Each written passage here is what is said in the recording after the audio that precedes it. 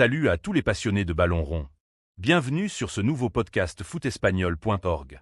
On ouvre le dossier chaud du week-end. Le Barça qui se fait piéger à Vallecas. Un nul qui fait mal, 2-2, et qui pose de vraies questions. Est-ce que Hansi Flick a perdu le mode d'emploi?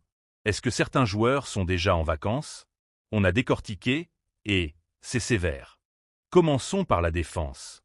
Parce que là, c'est simple, c'était du grand n'importe quoi. Une pression tardive, des distances énormes entre les lignes. Les centraux, Eric Garcia et compagnie, étaient livrés à eux-mêmes. Le Rayo progressait comme dans du beurre. Regardez cette action. Trop facile. Il jouait en 3 touches alors que le Barça courait après le ballon. Quand tu laisses autant d'espace à Vallecas, tu signes ton arrêt de mort. C'est de la base, pourtant. Et puis, il y a l'attaque. Rafinha et Ferran. Où étiez-vous?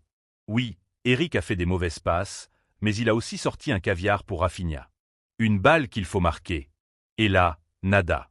Ferran, une occasion en or, un contrôle de folie de Pedri, et il envoie le ballon dans les gradins. C'est juste pas possible à ce niveau. Quand tes attaquants ne marquent pas, tu ne gagnes pas. C'est aussi simple que ça. Mais le vrai problème, il était devant. Le milieu.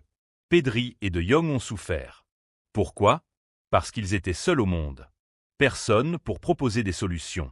Et Olmo a été fantomatique. Regardez cette occasion, Eric et Frenkie font un travail monstre pour casser les lignes. Lamine est seul au monde en 1 contre 1 sur son côté.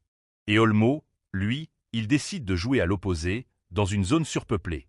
C'est une erreur de lecture grave. Ça résume tout le match, de mauvaises décisions dans le dernier geste. Le Barça a-t-il les épaules pour la suite? La Liga se joue sur ces matchs-là. Perdre 2 points à Vallecas, ça fait mal. Très mal. Hansi Flick a du pain sur la planche pendant la trêve internationale. Parce que là, c'est l'alerte rouge. C'était le débrief de footespagnol.org. Likez, partagez, et dites-nous en commentaire, la panique est-elle justifiée?